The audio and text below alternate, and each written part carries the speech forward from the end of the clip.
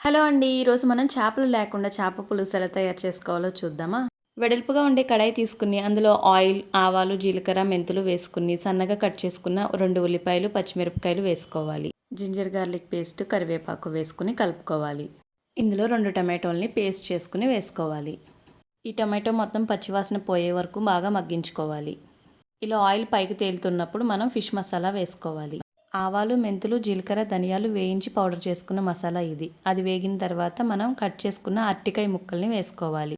ఇప్పుడు మన టేస్ట్కి తగినంత రాక్ సాల్ట్, పసుపు, కారం వేసుకుని ఒకసారి కలుపుకోవాలి. ఇవి ఒకసారి కలుపుకున్న తర్వాత మనం ముందుగానే రెడీ చేసి పెట్టుకున్న చింతపండు రసాన్ని ఇందులో వేసుకోవాలి.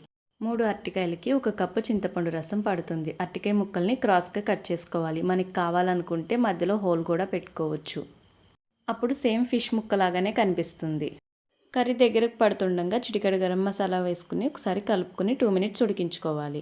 ఫైనల్గా ఇందులో సన్నగా కట్ చేసుకున్న స్ప్రింగ్ ఆనియన్స్ వేసుకుని ఒకసారి కలుపుకుంటే టేస్టీ వెజ్ చేపల పులుసు రెడీ. ఈ వీడియో నచ్చితే లైక్ చేసి మన ఛానల్ని సబ్స్క్రైబ్ చేయండి. Thank you for watching.